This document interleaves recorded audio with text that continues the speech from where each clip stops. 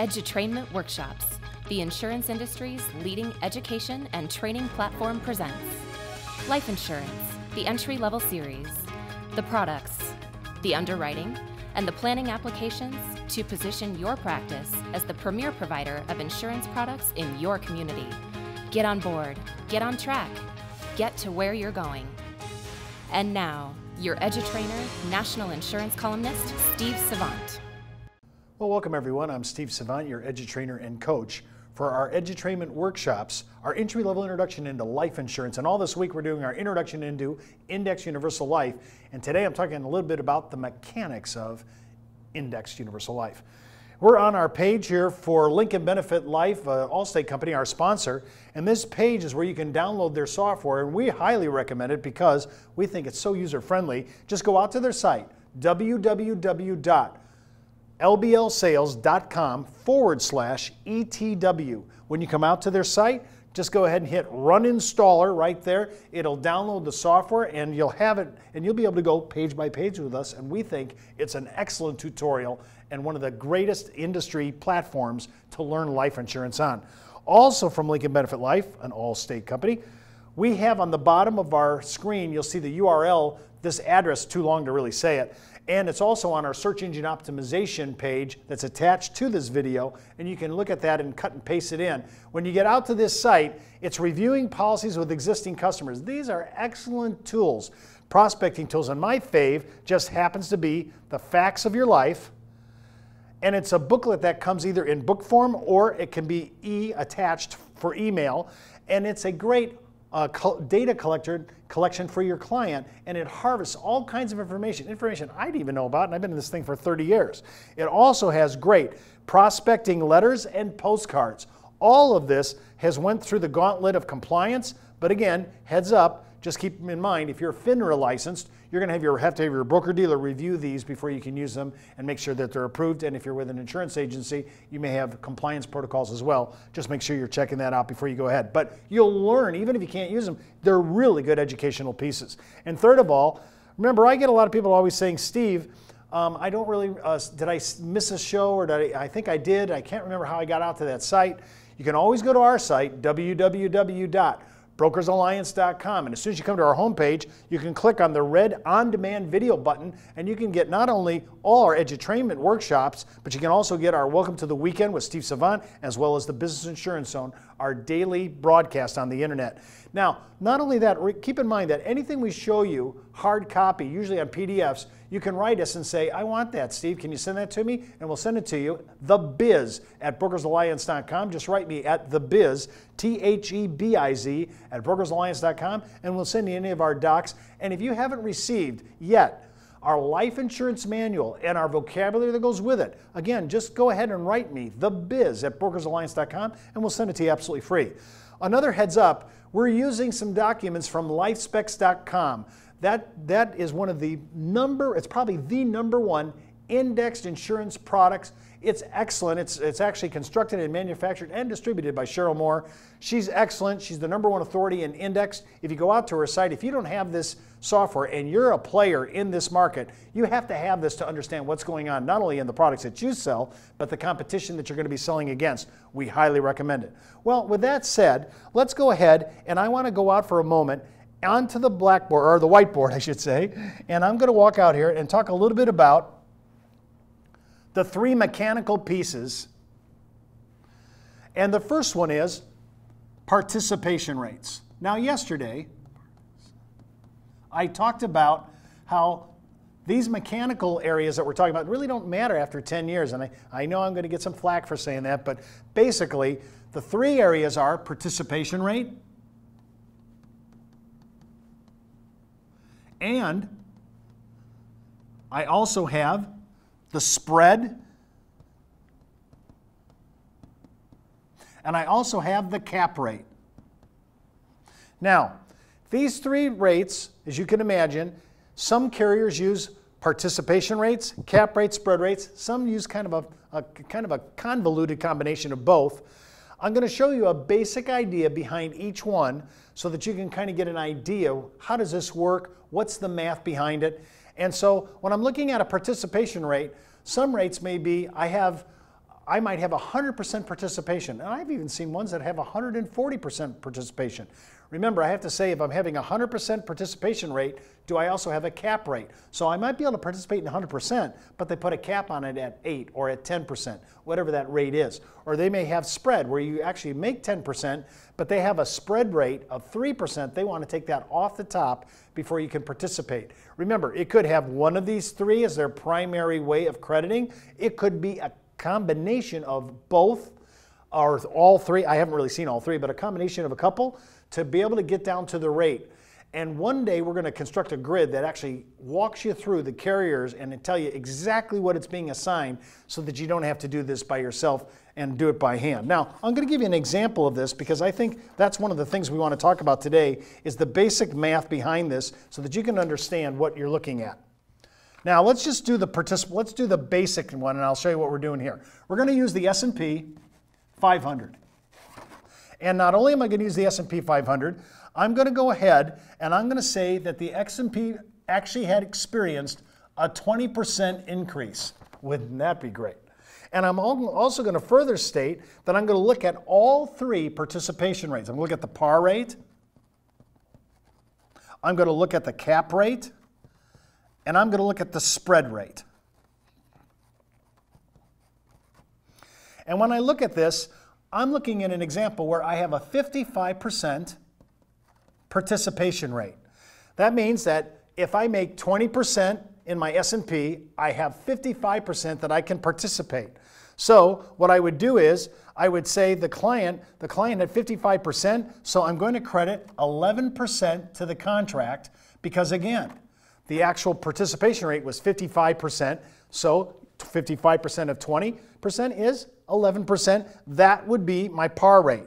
Now, if I had a cap rate, my ceiling, my maximum, and I wanted to know what can I make off this, I would take my 8% cap and I would just say, well, I made 20, but it only caps out at 8, so I'd only get credited 8. It is what it is. The cap rate is 8%. That's the top rate.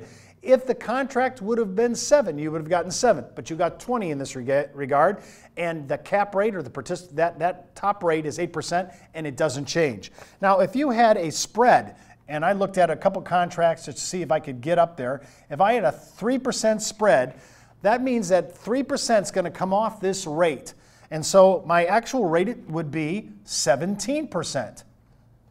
Now, you have to look at this. Is it best to get a spread rate, a cap rate, or a par rate? Well, if I was looking at this contract, I'd be saying, wow, why wouldn't I take this spread rate all along? I've given you kind of an old-fashioned way of looking at this because now, when I look at participation, caps, and spreads, I've seen combinations of these two. So in my example, if I'm making 20%, I may have a cap rate, I may have 100% participation, but I have a cap of 8. So they could have said, I want 100% participation rate, but not to exceed 8%. They could have done that. They could have done all kinds of combinations here. Again, I'm just using the single combination, much of it straightforward.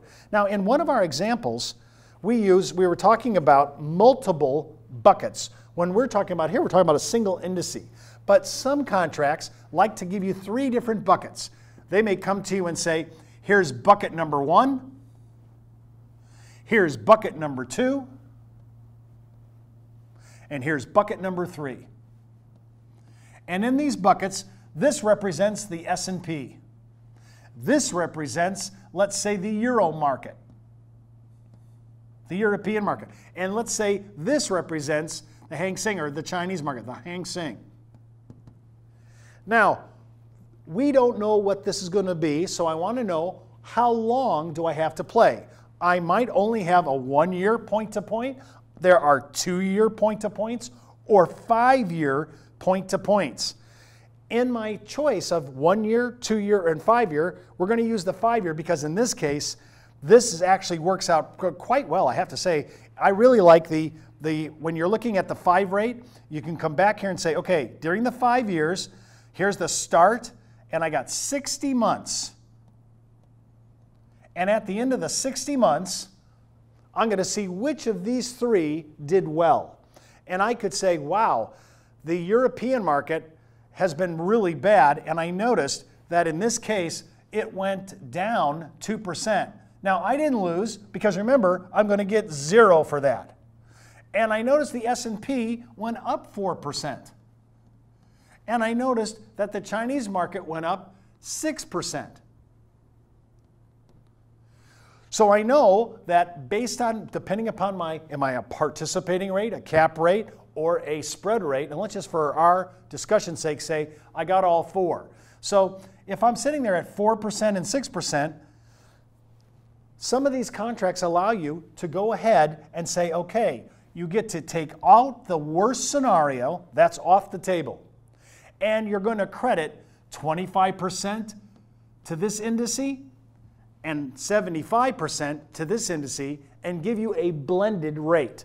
When you think about it, this is where I say you're kind of looking at different options to go, and I'm giving you one of them. These include, the two I just gave you, include what we call domestic, domestic and foreign indices. Now there is a huge market here. I mean, when you look at it, we can look at ours, there's Dow Jones and there's Russell, and there's a lot of domestic ones, the S&P of course, but there are lots of accounts in foreign indices that you can actually gain access to depending upon the carrier. Not everybody carries the same indices. Sometimes, especially when you're talking with a person that is a little bit on the investor side, a person who's a little bit more antiquated, or not antiquated, but he has an appreciation for world markets and so forth. Sometimes I bring that up because when I talk about the tax advantages of foreign indices using tax advantage life insurance, that has an appeal to a lot of what I would call traditional global investors.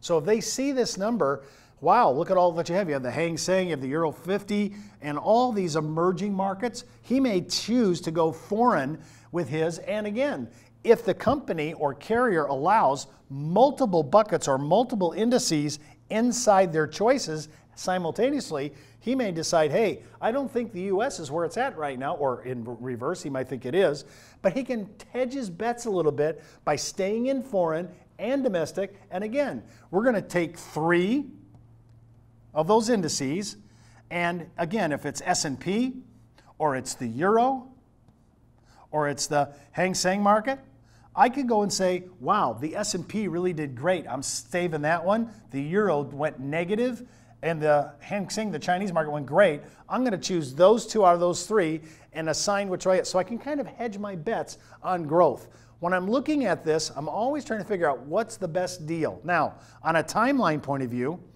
remember I told you there's annual point-to-point. There's monthly point-to-point. When do I start crediting? When do I stop crediting? When do I go to my new rate? There are daily sweeps. Some accounts sweep their accounts daily. There are some accounts, again, that are going to sit there and go, I want to be able to do annual, monthly, daily, and I want to also do 2-year point-to-point, 5-year point-to-point. These are all my choices and selections. But a big thing I want to also bring up to you and remember is that when I have a 5 to 5 year, it's a 60-month wait. There's going to be nothing credited for 5 years. So remember, the cost of insurance, all the expense charges are still being paid in this policy. So when I'm in a 24-month or a 60-month for a 5-year point-to-point, I just have to keep in mind, my client's not going to get anything. And I need to tell that client up front that on a 5-year point-to-point, I just really need you to know that you're not going to get anything credited to the end of the period. Every year, if it's annual point-to-point, they're going to reset. If it's monthly, at the end of that year, they're going to reset. And remember, that's the big thing. And the last thing I want to talk about today, the renewal rate. And it's all over the board. And remember, even on lifespecs.com, not all carriers show their renewal rate, which kind of makes me nervous that I don't know if I should be using them. But the ones that do show their renewal rate are pretty proud of it. And if you go to lifespecs.com, you can see the renewal rates of the players in the Index Universal Life market. This has been an Edutrainment Workshop, the educational division of the National Insurance Clearinghouse, the marketing arm of Brokers Alliance, and sponsored by Lincoln Benefit Life, an Allstate company.